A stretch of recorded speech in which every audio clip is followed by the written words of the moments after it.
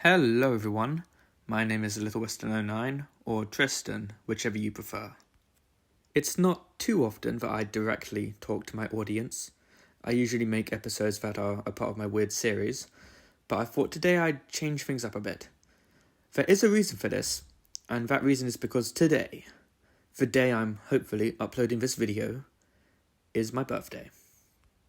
So I figured I might as well make something really special, especially considering this is my 16th birthday, and 16 has always been considered important for some reason.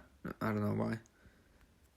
Anyway, something you may not know about me, because I don't directly talk to my audience much, is that I really like films, just in general. My family, my friend group at school, my friends here on YouTube and Discord, you can ask them and they'll tell you I'm always going on about something to do with movies. And I can definitely tell you, I drive each and every one of them fucking crazy when I go on a tangent on why I have this specific opinion on a movie. So I figured, why don't I share my opinions with people online in the form of this video? This video is kind of an experiment. If I have fun making this video, then I'll definitely come back to make some more essay content like this in the future. I'm also going to be taking my GCSEs in the summer, and I think writing essays on movies that I have a lot to say about will definitely help. It will definitely help me practice writing my essays on my English literature exams when the time inevitably comes. And yeah, I'm 16 years old, 15 at the time of writing this. I do not have a proper recording setup. Fucking hell, I don't even have a microphone. I'm quite literally just talking into my phone right now. I do not exactly have a lot of resources for this. So yeah, looks like you just gotta work with me on this one. And again, I'm 16. I'm as old as fucking Avatar. I have not seen Citizen Kane. I'm sure it's great, but I don't know. I'll probably just wait until I have to watch it for my A-level courses. I haven't seen Gone with the Wind either. It's old and long. Not a good combination for me. Gross. So, allow me to get on with the show. This was originally meant to be a top 10 video, but due to the deadline and how I didn't want this to be like an hour long, I decided to make this my top 5. This also means I'm able to go more in depth into these movies, which is really cool for me. Number 5.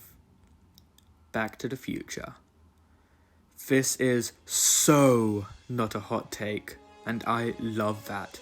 I love how people disagree on quite literally everything. Yet people have no choice but to admit that Back to the Future is quite literally perfect. And if you don't think it's perfect, I think you have to admit it's pretty damn close to it. The best way to describe this movie is timeless. It does not matter when you were born or how old you are. It doesn't matter if you're 7 or 70. You will love, and most importantly, appreciate everything in this movie. You will love the soundtrack. You will love the charming and likable performance from Michael J. Fox. You will love the over-dramatic performance from Crispin Glover. You will love the crazy performance given by Christopher Lloyd. You will also love the humour. Seriously, I've seen this movie at least 20 times ever since I first watched it when I was like 7 years old, and I still crack up at some of these lines. And over there in the playpen is little baby Joey. So you're my Uncle Joey. Better get used to these bars, kid. What made you change your mind, George? Last night, Darth Vader came down from planet Vulcan and told me that if I didn't take Lorraine out, that he'd melt my brain. You will also love the action. The skateboard chase is by far one of the best action scenes I've ever seen in a movie. It was so incredible, not even the sequels could top it. I think the hoverboard chase is cool and all, but you just can't top the original scene. The scene even inspired me to start skateboarding when I was like 12. I didn't do very well though, and I'm sure I gave my neighbours a good laugh, that's for sure. Also, you will not get bored for a single second. This is a 2-hour movie and it keeps you up and active for every single second. It spends enough time on action just as it does with the dialogue heavy scenes. And every single scene has a justified length. And because of this and how no minute of screen time is wasted, the flow of the movie works like magic. Whenever naming movies with perfect pacing, this movie, along with the other 4 movies on this list, are the ones I constantly mention. Additionally, you will love the character development from each character. You will love watching George evolve from a scared coward to a person with a spine who takes shit from no one. You will love watching Biff go from the king of the school to a sad loser who works for the guy he bullied. Another really subtle detail I love is how for most of the movie, Dr. Brown is absolutely insane. However, by the end of the movie, in the altered timeline, he's a lot less jumpy. He's more calm and composed. Maybe because he actually gained more confidence when he met Marty back in 1955. And after finding someone who understood him, and after finding out that he actually created something that works, he gained more self-assurance, making him the much more calm and composed person we meet in the altered timeline. Marty doesn't have a traditional arc, as he's the main character and he doesn't undergo the most development, but people pretend like Marty doesn't change at all over the course of the movie, and that's complete bullshit. He becomes more secure with himself, especially with his music career, which is shown during the school dance. Also, he learns to appreciate his parents a bit more. At the beginning, he just sees his dad as a loser who has no spine and just takes shit and doesn't understand why. But during the movie, he sees why. He sees that George has been tormented by everyone for his entire life, and because of that, he never gained any confidence. He learns to humanize his father and see him as an actual human being, and he does the exact same thing with his mom. Also, this movie has such an airtight script that I'm surprised the characters in it don't suffocate. There are so many setup and payoffs in this movie that it just makes for such a satisfying watch. There's so many callbacks that I still sometimes pick up new ones on every single rewatch I have of the movie. There's obvious ones like how the backstory for how George and Lorraine met and got together was brilliantly set up in the opening, and that's important for later on as Marty ends up screwing up these events. Then there are a lot more subtle ones, like the Twin Pines Mall turning into the Lone Pine Mall after Marty knocked down the other pine in 1955, which was such a nice touch. The Uncle Joey plotline was a really cool detail as well. I know I've only mentioned like 3 setup and payoffs, but that's because there are literally so many that I can't fit them all into one video. I'll be here all day. And this masterpiece of a movie all culminates in the climax. Or well, the 4 climaxes that this movie has. George punching Biff is the first climax, George and Lorraine kissing and saving Marty is the second, Marty going back to 1985 is the third climax, and finally Marty seeing Doc has survived is the fourth climax. This should wreck the pacing, but it doesn't, because each climax is just so fun and wraps up a specific storyline, and they have so much tension, and it's just so cool that you can't help but love what you're seeing on screen. This is my favourite movie of the 20th century, that's for sure. Number 4, Arthur Christmas. I'm pretty sure at least 60% of the people watching this haven't heard of this movie, let alone seen it. And it's really funny because the people who have seen this movie all unanimously agree that it's perfect, and will scream at you and tell you to watch it until you have finally given in. Because this isn't as famous as the other movies on this list, I think it's only right for me to give a rundown of the plot. Delivering presents on Christmas Eve is not an easy task, and Santa Claus does not really play much of a factor in this entire operation. His son Steve does, who is definitely underappreciated by his tone-deaf father. However, a problem emerges in the Christmas Eve operation, as one child accidentally gets missed by Santa, and is set to get no presents.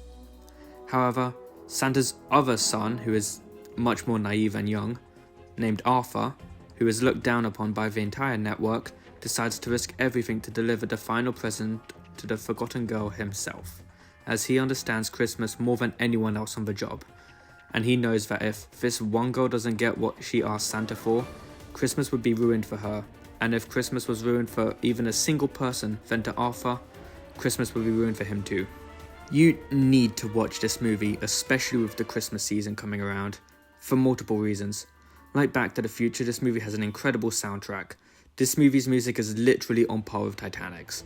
The score Dash Away is so beautiful and inspiring, it puts me in the Christmas spirit every time I hear it. I also use it in every single one of my Christmas specials. Take a guess why.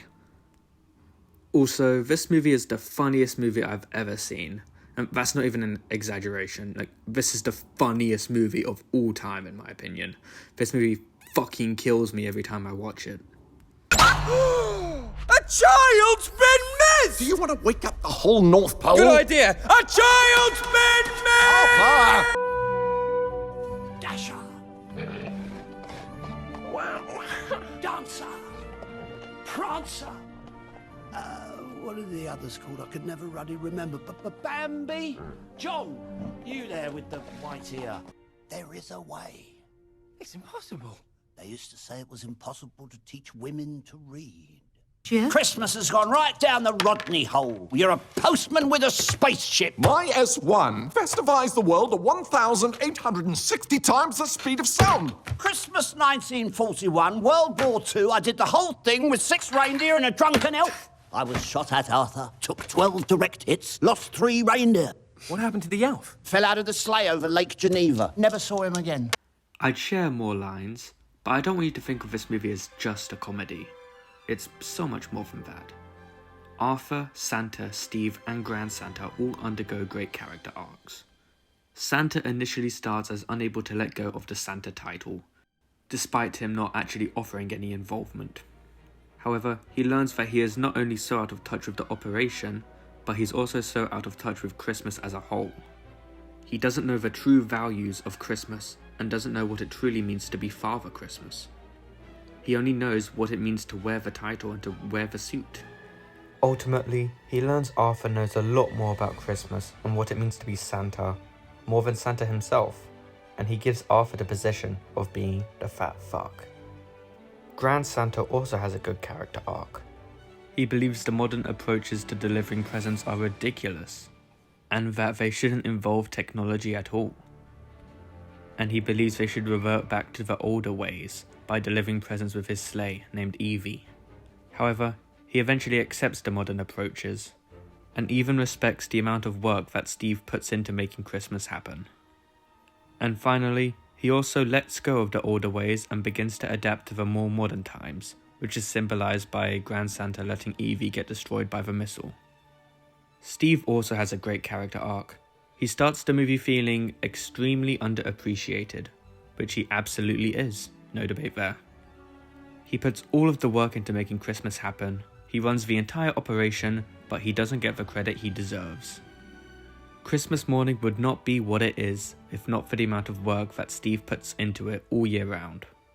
However, Steve may understand how the logistics works, he may understand how to make Christmas happen, but he sees Christmas as a job, as a duty he has to fulfill. Not the magical holiday that it is to the billions of people who celebrate it. Despite being much more competent than his father, and despite being much less senile than his grandfather, he is still just as out of touch to Christmas as they are. Look at the man, he can't even talk to a fucking child without having them break down crying. He ultimately learns that, while yes, he may possess the brains, he does not possess the heart that his younger brother, Arthur, does have. And he learns that the heart is more important, and he selflessly gives up his birthright of becoming Santa so Arthur can fulfill it. And the final character, Arthur, is a great character too. His optimism, naivety, and his childish love for Christmas are often viewed as weaknesses. He's viewed as a clumsy buffoon by the elves. He's viewed as a screw-up by his brother. And he's viewed as hopeless by his father. However, like I said while discussing Santa and Steve, everyone learns to value Arthur's heart, compassion, and general passion towards Christmas, and they finally understand that there is no one more fitting to wear the hat, to have the white beard, or to say ho ho ho than Arthur himself. He finally gets the respect of everyone in the North Pole, and he fully deserves it. The movie is also paced really well, and if it's not clear already, the story is also incredibly creative and well told. And this well-told story with great characters all comes together in a perfect climax. This is not only my favourite Christmas movie, but also my favourite animated movie of all time too, and it definitely deserves to be the number 4 on this list. I recommend it to everyone, especially since it's almost a Christmas season. Number 3. The Social Network. This movie should not have worked. This has quite literally the most boring plot ever. Some incels team up and decide to make a social media website. Not any social media website. Facebook. Yeah, fucking Facebook. The most boring app of them all. But somehow, they pulled it off. And not only did they pull it off, but they made not only the best historical movie of all time, but the best drama ever made, in my opinion at least. I think something so important to mention about this movie is that it is paced perfectly. Like, every single movie on this list is paced perfectly in my opinion, because I think they're all 10 out of 10s, so they're obviously perfect at pacing. But it's just so extraordinary that they managed to make a movie with as boring of a premise as this have such brilliant pacing. The movie keeps you on the edge of your seat throughout the entire thing. I think this is due to the sharp editing, use of montages, fast-paced soundtrack, the fast-talking Mark Zuckerberg, and most importantly, the incredibly engaging script. And yeah, the script for this movie is fucking euphoric. David Fincher directed this movie and Aaron Sorkin wrote it. Sorkin is known for his very witty dialogue. If you've seen this movie or the Steve Jobs biopic, you'd know what I'm talking about. David Fincher can also make really good and witty dialogue too. The Zodiac movie has a lot of this. So when you put a really witty and overall great screenwriter with a really witty and overall great director, you get quite possibly a movie with the most exhilarating, engaging and funny dialogue ever. They had to use multiple cameras because of just how snappy the dialogue was and how the lines would sometimes overlap. If you are on the fence about watching this movie because you think the premise is boring, trust me, the premise doesn't do the movie justice. You will be on the edge of your seat for the entire runtime. It is so engaging and unbelievably well paced that you will be just as blown away as I was when I first watched it. But honestly, good dialogue isn't what makes this movie a 10 out of 10. It's not what puts it in the top 5. Multiple biopics have really snappy dialogue, but that doesn't necessarily put them all on the top of my list. What I love about this movie is that on the surface, it's simply a historical movie about the creation of Facebook. But on a deeper level, it's about a person chasing everything and achieving his external goal, but ultimately losing everything he had in the beginning. Mark Zuckerberg has been viewed as a condescending arsehole his entire life by everybody around him, which is why people don't like him. But he refuses to accept this as the reason why he is such a pariah. He wants to believe that the reason is he's a nerd. He has one friend, count him, one friend, named Eduardo. Eduardo is the only person who tries to be there for Mark, but Mark doesn't try to maintain his only working relationship. He instead sacrifices it. Mark uses Eduardo's connections and his family's wealth to help develop Facebook. Now, Mark needing Eduardo is not inherently selfish. However, what makes Mark selfish is that he does not care about Eduardo in the slightest. Mark wants to make Facebook to get people to like him, as, like I said, he believes he isn't liked not because he's an arsehole, but rather because he's a nerd. So he decides to use his nerdiest features, his intelligence and programming skills, to create something that people would like, which would get them to like him. That is Mark's main goal, getting people to like him. And to get people to like him, he's willing to sacrifice his only current friendship with the only person who does like him. He sacrifices his friendship with Eduardo by simply using him, and then getting rid of him when he no longer needs him when he starts to get what he wants. He eventually screws Eduardo over in the climax of the film, because he no longer needs Eduardo to get what he wants, which is finally what gets Eduardo to turn on him too. Eduardo, the guy who was somehow always able to put up with Mark's shit, the guy who pushed off his instincts that Mark would leave him behind, the guy who helped make Facebook what it is. He turned on Mark too, not because Mark was a nerd, but because he is an arsehole. At the start of the film, Eduardo was everything Mark had. He had nobody else. Being liked by everyone was everything he wanted nothing else. He believed making Facebook would get him everything he wanted, and he sacrificed the only thing he had at the start of the film to get the only thing he wanted. Now, after the climax, after Eduardo has turned on him, could this maybe be one of the stories where they got everything they wanted at the end of the film, but lost the only thing they had at the start of the film? Did Mark become liked after making Facebook? No. No one appreciated him any more than they already did. Yeah, he sacrificed everything he had for nothing in the end. As in the ending scene, he ends up all alone. And he's forced to confront the fact that he's been trying to ignore throughout the entire movie, that he isn't liked, not because he's a nerd, but the fact he isn't liked because he is an arsehole. Mark Zuckerberg is a tragic hero done perfectly. There's some other stuff too. The direction and cinematography is great, which is more than I can say for some other biopics. The soundtrack is also incredible. I guarantee you've probably heard it at some point. You might not know where it's from, but it probably sounds familiar. It is such a strong piece of music, and it's honestly quite depressing, and it perfectly summarizes the movie's tone. Additionally, Andrew Garfield gives an amazing performance.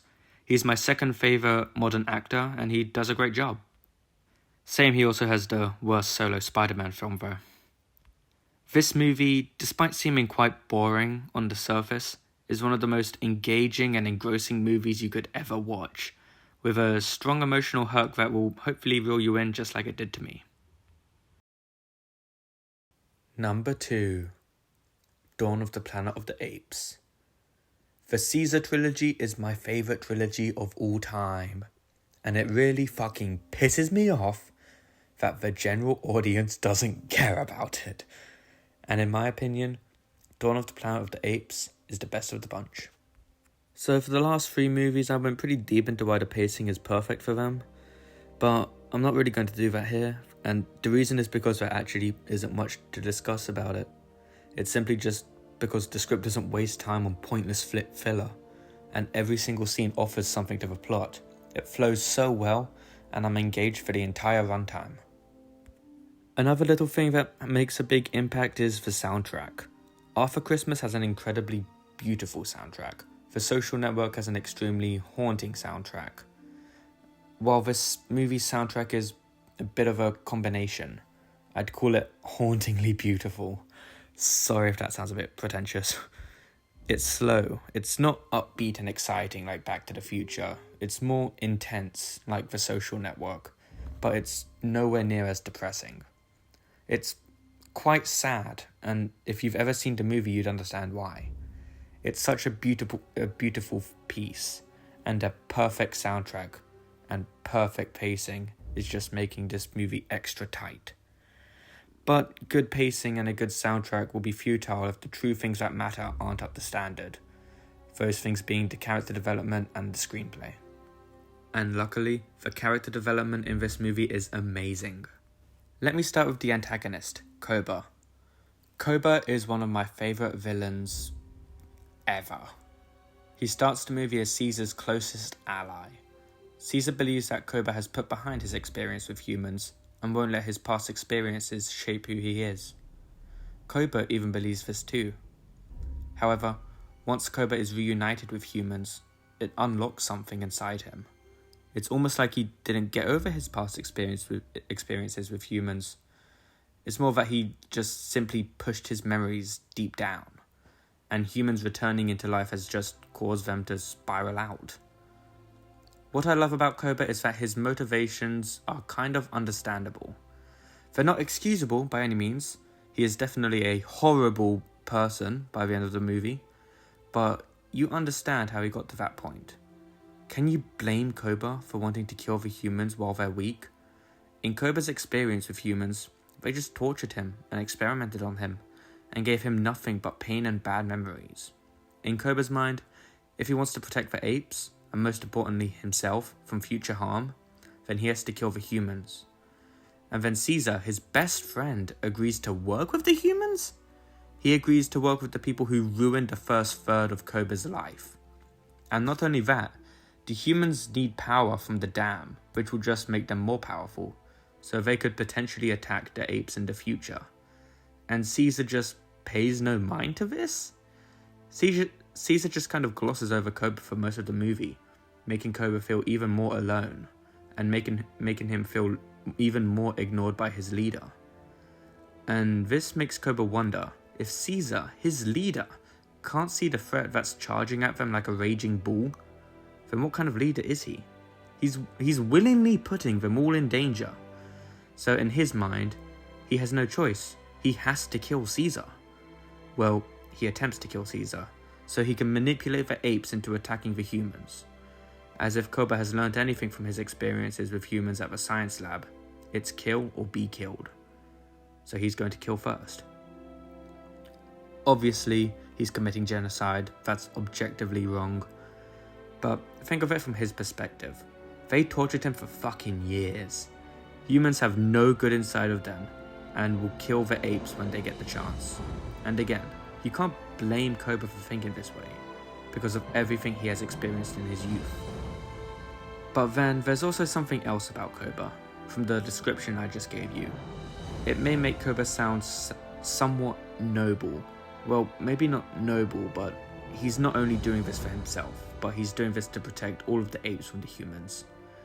But as the climax progresses, especially in the one-on-one with Caesar, you start to learn that Koba isn't that noble.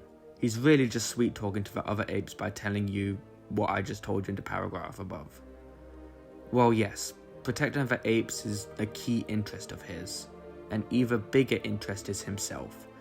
He's mainly just starting this war with humans to scratch an itch he hasn't been able to reach before. He wants revenge on the humans for what they did to him, because of his prejudice, and he'll pay through the nose to get it. So much so that he'll try to kill his leader, who was once his best friend. So much so that he'll manipulate his family into risking their lives, not because he wants to protect them, but because he wants revenge against the people he's going to war against. So much so that he'll kill anyone who gets in the way, ape or human. And in the end, he's let his revenge consume him to a point where he can't turn back. And Caesar, his once best friend and the person who trusted him with his life, killed him. Considering Koba has such a hatred for humans, it's really interesting that he ended up dying because of his very human flaws. The next character is Blue Eyes. He's not a massive character, like Koba or Caesar, but I think his arc is worth mentioning. Blue Eyes gets heavily manipulated by Koba, leading to him pushing his father away. But even Blue Eyes, the kid who got scratched up by a bear, the kid who unknowingly followed his father's killer, the kid who hated humans almost as much as Koba because of Koba's influence on him, he was able to see that Koba is wrong. He sees that he's fighting for himself with no one else in mind. He also sees that he's too far gone. Eventually, Blue Eyes pushes aside the prejudice that Koba wasn't able to push aside, and reconciles with his father because he knows Caesar cares more about peace and his tribe than Koba ever did. And Blue Eyes and Caesar team up to start a rebellion. It's not the most complicated arc, it's rather simple, but sometimes the most simple arcs are the most satisfying to watch unfold. Blue Eyes was a great character, and I also love how he was handled in the sequel as well. And finally, we have the main man, Caesar. I think something movies often leave out is that the main characters don't have an actual character arc. In Back to the Future and After Christmas, the main characters don't have your conventional character arc, and so many other films don't really either. Caesar's character arc in this film is amazing. In the beginning, he starts as having a prejudice. Caesar and Koba had two opposite experiences with humans. Koba was raised in a lab, constantly tortured by humans. Koba only knows the terrible things that humans are capable of. Meanwhile, Caesar was raised by Will, in a loving home with a loving father. He only saw what good humanity had to offer. However, despite not having the experiences that Koba had, Caesar knows humans are capable of doing bad things, despite him being a much more open-minded person. Caesar knows humans did horrible things to Koba. Caesar knows about how humans treated apes at the zoo. Caesar knows about how humans went to war with each other after civilization collapsed. Caesar knows humans are capable of good and are capable of bad. However, he doesn't believe the same about apes. Caesar believes that apes are better than humans, as he doesn't believe that apes are capable of the evil things that humans are. Apes work together, they live in peace and harmony. Sure, apes may have little spats sometimes, but they'll always be there for each other and will have each other's backs. Not to mention, an ape wouldn't dare kill another ape, unlike humans, who are fighting each other right now due to the war and are killing each other. You can't blame Caesar for having this flawed state of mind, especially since apes haven't done anything near to the levels that humans have. But maybe that's just because they haven't been put into the situation where they'd have to. However, that situation soon presents itself. Humans walk onto enemy territory. They don't want to attack the apes, they just simply want to fix the dam so they can generate power. Caesar wants peace, so if letting humans work on their land for a few days is what it takes for there to be neutral ground between them and no bad blood, then so be it. Caesar willingly lets the humans work on his land. However, Koba has a different perspective. Koba only knows what bad humans are capable of, and he thinks that once humans get the power they'll need from the dam, they'll use that power to kill the apes. This fear is obviously a result of Koba's prejudice. Of course it's illogical, because why would the humans just randomly attack the apes for no reason? Caesar knows this fear is illogical too, so he basically ignores Koba. Because Caesar doesn't listen to Koba's warnings, Koba takes this to mean that Caesar is willingly putting the apes in danger, as he believes the humans will inevitably attack. Koba starts to become more vengeful, more angry, more scared, because Caesar continues to push him aside. The reason Caesar doesn't really pay much mind to what Koba is saying links back to Caesar's prejudice.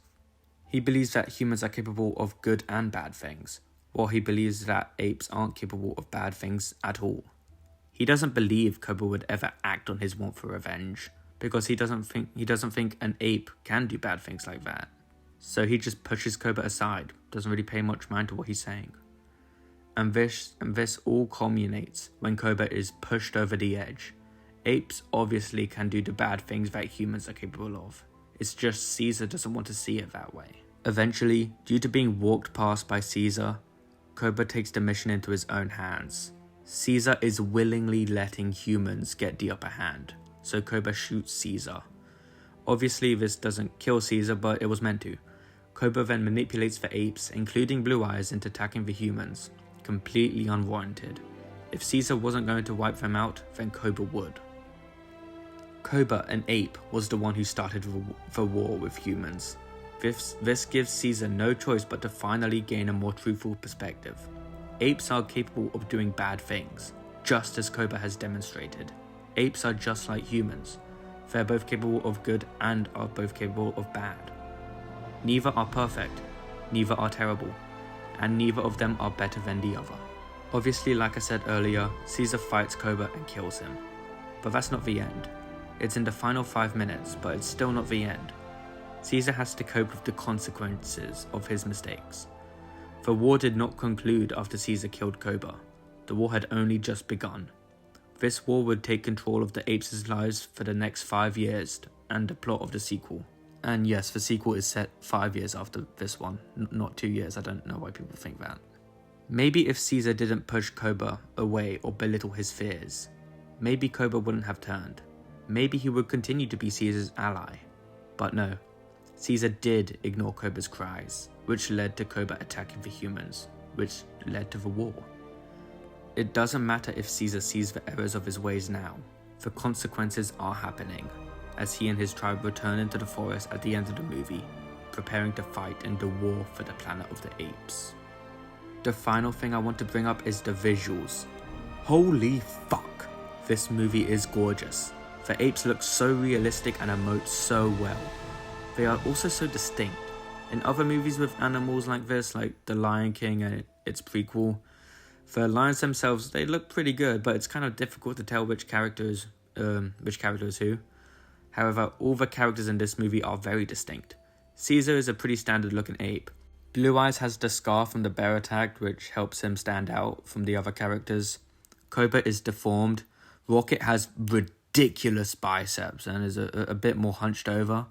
The characters look so realistic while also possessing such humans' emotions, which is more than I can say for those Lion King remakes, yikes. Dawn of the Planet of the Apes is my favourite movie of the 2010s. It's my favourite sci-fi movie too, for that matter. And to be honest, I doubt it will ever be topped. as there's only one movie in my eyes that is better than Dawn of the Planet of the Apes. Speaking of which, before I say my number one, let me say some honorable mentions. Because of time constraints, I'm not gonna go into why I love these movies, I'm just gonna say the titles. Spider-Man Into the Spider-Verse, Monsters Inc., Guardians of the Galaxy, Terminator 2 Judgment Day, Schindler's List, Die Hard, Titanic, Shaun of the Dead, The Lego Movie, Avengers Endgame, War for the Planet of the Apes, Rocky, and Avengers Infinity War. Number 1. The Dark Knight. In my opinion, The Dark Knight is, without a doubt, the greatest movie of all time. Everyone knows why this movie is perfect, let's not kid ourselves, but allow me to chip in my 2 cents. Before I discuss the character development, or the great story, or the great script, there are a few little things I want to discuss. First of all, this movie is fucking hilarious. The Joker is really funny. You think you could steal from us and just walk away? Yeah. You're a man. Your plan. Do I really look like a guy with a plan? You know what I am? I'm a dog chasing cars. I wouldn't know what to do with one if I caught it. Oh, and by the way, the suit, it wasn't cheap. You ought to know, you bought it. But it's not only Joker. Even Batman fucking kills me sometimes. From one professional to another. If you're trying to scare somebody, pick a better spot. From this height, fall wouldn't kill me. I'm counting on it. Huh. A little fighting, you. I like that. Then you're gonna love me. The humour in this movie doesn't come from shoehorning in funny quips. I love the MCU to death, but even I can't deny the fact that they always pointlessly force quips into their dialogue. They're behind me, aren't they? The humour in this movie just comes from good writing and really witty dialogue. Just goes to show how good the Nolan brothers are when putting pen to paper. The funny lines are also so natural and don't feel forced in. Modern superhero movies could take a page out of the Dark Knight's playbook. The pacing in this movie is also perfect. This isn't just a well-paced movie. This movie is intentionally crafted to create an amazing pacing. This movie is a masterpiece when it comes to tension, and the tension elevates the pacing quite a lot, especially when the scenes overlap, like in the ferry scene, the scene where the commissioner dies and the judge gets fucking Oppenheimered. Aside from the tension, the pacing is great because of how well structured it is. Every single scene in the first 20 minutes is just about introducing characters, plots, and developing storylines. They introduce Joker, they introduce the Gotham City Police Department and hint at the corruption going on, they introduce Batman, they introduce Alfred, they introduce Gordon, Batman learns about the Joker, we meet Harvey, Harvey's noble character is established, the Mafia is established, Rachel is introduced, the relationship between Harvey and Rachel is established, and also Harvey's dislike of Gordon is set up too. And he isn't stupid, he knows of the corruption going on, and so does Gordon. All of this is set up within the first 20 or so minutes. The rest of the movie flows in a similar way. I'm only highlighting the first 20 minutes because I think that's the most impressive part when it comes to the pacing. They were able to establish and introduce and set up all of this in less than half an hour, and it doesn't feel rushed at all. Each scene is given enough time to shine. It's not too slow and it's not too fast. It's just the right tempo, and because of this, the movie flows much better. Also, each scene leads into the next. The scene where the police are trying to figure out who Batman is perfectly flows into the car park scene, where Batman meets Scarecrow and the copycats. This scene then perfectly flows into the scene where Gordon and Batman meet and where they discuss the Joker, and where they see the footage of Harvey Dent and Rachel. This perfectly flows into the scene of the court case, where the Mafia is introduced, Harvey's coin is introduced, Harvey's noble character is made clear as day, and the relationship between Rachel and Harvey is also established. These scenes establish so much in a pretty short time span. So many things are established in one single scene. This isn't just your average fast-paced movie. This movie is smartly crafted to flow this well and is just incredibly well structured. These scenes are also really intense and are really entertaining, which keeps the audience on the edge of their seats, which makes the pacing work so well. And the performances are just incredible. Heath Ledger gives the definitive Joker performance. It's just such a shame he died before the movie released. And at the time he died, everyone was fully against the casting, so he never got to see the acclaim that his performance ended up getting. At least he won an award for the movie, which was what he always wanted. Aaron Eckhart also gives a really good performance. He's able to effortlessly portray the naive Boy Scout version of Harvey in the first 2 acts, and is able to brilliantly portray Two-Face in the final act. He's great at playing these 2 polar opposite versions of the same character. It's just amazing. Obviously, Ledger gives a career-changing performance in the movie, so he took most of the acclaim, but it would have been nice to see Eckhart get a bit more recognition as well. And I don't know if this is a hot take or not, but I prefer Maggie Gyllenhaal to Katie Holmes. I don't want to sound rude, but I saw Katie Holmes in an episode of How I Met Your Mother, and I don't know, it kind of felt she put the same amount of effort into that performance as she did in Batman Begins. Gyllenhaal is much more charismatic and likeable. I definitely think a recast was the right call. Finally, Bale gives a really good performance too. I get people clown on him because of his growly voice, but that never really bothered me. Despite the cartoony voice, I think Bale delivers an excellent performance in and out of the cowl. Now, let's get on to the bigger stuff. The story and premise of the movie is incredible. The movie is completely faithful to the comics. Batman has his core values that he has in the comics, and this movie goes on to challenge them values and see how far he will take his morals. Joker may not be completely faithful to the comics, is still the greatest interpretation of the character we're ever gonna fucking see. He doesn't care about money, or his past, or even himself. He goes through all of this shit just to prove Batman wrong about the goodness of people. Harvey is also a really good representation of the character from the comics. His anger is set up throughout the movie, and the Joker lets that anger take him over. Also, Gordon's arc concluding with him becoming the commissioner of Gotham City we all know from the source material was really satisfying. Because of all of these factors, The Dark Knight is a great comic book movie. The movie is also an incredible crime movie. The movie manages to be faithful to the source material and manages to incorporate the source material into a grounded world, where the Mafia plays a massive part. Additionally, the corruption in the police department makes for a really interesting storyline too. The corruption also being what creates a tough relationship between Harvey and Gordon is really clever in my opinion. Joker working for the Mafia bosses is a really cool idea on its own, but how he ends up betraying them due to how he doesn't care about money and how he only cares about his own personal beliefs is just icing on the cake. It's definitely something the Joker would do. It's also a great movie about ethics and the morality of human beings. The ferry scene is a great example of this. People either have the chance to save themselves or to sacrifice themselves to let the others live. Joker believes everyone is inherently selfish and believes they will save themselves over others. But Joker is ultimately proven wrong. Society proves Joker wrong. Not everyone is selfish. People look out for each other and don't only look out for themselves. There are good people out there, like Batman, even if the Joker doesn't want to believe it. He is ultimately proven wrong and doesn't get the satisfaction. Now, for best for last, for character development. Let's start with Batman.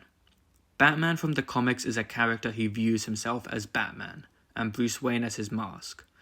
By this I mean he calls himself Batman. The Batman persona has completely taken over Bruce's main identity. This movie is about Bruce becoming that person, the person we all know from the comics whose inner voice calls himself Batman. At the start of the movie, Bruce wants to settle down. He doesn't want to be Batman forever, as him being Batman is stopping him from being with Rachel. The Batman identity is holding Bruce back from living a happy life. Bruce hopes that Harvey Dent, the White Knight, the symbol of hope Gotham needs, could hopefully take up the mantle of Batman. Bruce is prioritizing his personal happiness over what's best for the city and the people of Gotham. He is absolutely not the Batman we know from the comics. This trait returns in Rachel's death scene. Batman is given the addresses of both Rachel and Harvey. Rachel is the person who Bruce wants to live with for the rest of his life, and the person he loves and cares for the most. Harvey is the person who Gotham needs the most. He can protect the city, he can put an end to corruption, He can end the Joker's reign on Gotham. Harvey is the person who Gotham needs if they want their faith in Gotham City and the legal system to remain. Rachel represents Bruce's personal happiness, and Harvey represents what's best for Gotham and the greater good. Bruce decides to save Rachel. He prioritizes his own personal happiness over what's best for the city. In the end of the movie, Bruce sees how important Harvey is for Gotham's future. He knows that if people see that Harvey was corrupted, everyone's faith would be shattered, and the people of the city will be hopeless once again. Bruce has a chance to make the same choice he made when Rachel died. He can either quit being Batman, which is what he's been wanting, or he can take the blame for Harvey's actions and become a fugitive. Bruce quitting his job as Batman would be what Bruce personally wants. Being Batman has been what's preventing him from experiencing personal happiness. On the other hand, he can take the blame for Harvey's actions. Batman taking the fall for Harvey would keep Harvey's name clear. No one would ever know that Harvey Dent was corrupted. He would continue to be the symbol of hope that he's always been seen as. The people of Gotham would continue to have their hope in the city and their legal system, as to them, Harvey is the White Knight who always looked out for them and the safety of Gotham. Batman can choose to either prioritize his own personal happiness or the greater good of Gotham. When Batman made the choice earlier, he chose to prioritize his personal life. However, here, Batman chooses to prioritize the greater good by taking the fall for Harvey's actions. Batman has become the person we know from the source material. He will continue defending the people of Gotham, even when he's seen as the villain. He will continue to fight for them even though the people he's fighting for don't know it. He will always prioritize the innocent civilians and the city itself over his own life and his own happiness, as that's just the person who Batman is. Now, the Mad Dog. The Joker. What I love about the Joker is that he isn't a person. Batman is a person. He has the Bruce Wayne persona. The Joker is just the Joker. He isn't a person, he's just a force of evil and chaos. Him being a force rather than a person is shown when he tells like 5 different versions of how he got the scars on his face. This shows how he has no official backstory, as he has told so many different versions. This makes him a perfect foil to Bruce. Bruce is who he is because of his backstory and trauma, both of which the Joker seems to lack. The Joker doesn't have a conventional goal. He doesn't want money, he doesn't want power, he doesn't even want to kill Batman. He just wants to prove Batman wrong. He wants to prove to Batman, a person who seemingly can't be corrupted, that anyone can fall down to the Joker's own level. He does this with Harvey. He's responsible for his downfall, and ultimately proves to Batman that anyone can be corrupted. He also corrupts Batman, as he gets Batman to break his code of ethics. Batman has no choice but to kill Harvey. He kills Harvey to save the life of Gordon's son, an innocent child, yes. He killed Harvey for the right reasons, but he still killed him. And since Joker made Two-Face, he is responsible for Batman killing him, meaning he proved what he set out to prove. He corrupted both Harvey Dent and Batman, which means the Joker fucking won, which is the type of stuff I love. He doesn't have a name, he doesn't have a backstory, he doesn't even have a normal fucking face. He just purely exists as a force of evil who wants to expose that the same evil lies in everybody. All the Joker has to do is break them down far enough, which he ultimately succeeds in doing. He's such a twisted, insane, and genius villain. He's by far my favourite villain in cinematic history, without a doubt. Finally, Harvey Dent, my second favourite villain in cinematic history. Harvey starts the movie off as incredibly pure and very naive, but he is overall a symbol of good. In his very first scene, we see him heroically take down this mafia scumbag. If that's not a perfect introduction for a heroic person, then I don't know what is. Something I love about Dent's character is that he doesn't just randomly turn evil. His anger has always been there. In the scene where he interrogates the Arkham patient, his anger is on full display. Also, half of his face is covered by the shadow, foreshadowing how he will become Two-Face in the third act. This scene clearly shows how his anger was always there. It was just the Joker who unleashed it, and Harvey let his anger corrupt him, and it ultimately leads to his death. Harvey, who was so sure with his morals, now leaves his victim's fate up to pure chance. Harvey giving in to corruption, like I said earlier, is the Joker proving that anyone can be broken down to nothing. Even a symbol of hope like Harvey can be corrupted, and can fall to a point where you can't climb back up. And that's about it. I can't really think of any other points. The Dark Knight is the best movie ever made in my eyes. Batman is my favourite character of all time, but not only is this movie a really perfect Batman movie, it's just a perfect movie in general. And I don't want to sound pessimistic, but I can't see it getting topped anytime soon. Now, I really hope you found this video informative and interesting. I definitely enjoyed talking about these movies, if that wasn't clear already. If you find this type of video interesting, essay videos about movies, then I'll gladly make more. Actually, I don't care if you don't find this type of video interesting, I'm gonna make more anyway. I hope you guys have a good day, and if you want to share your opinions, feel free to put your favourite movies in the comments. Thanks for watching, and I'll see you around.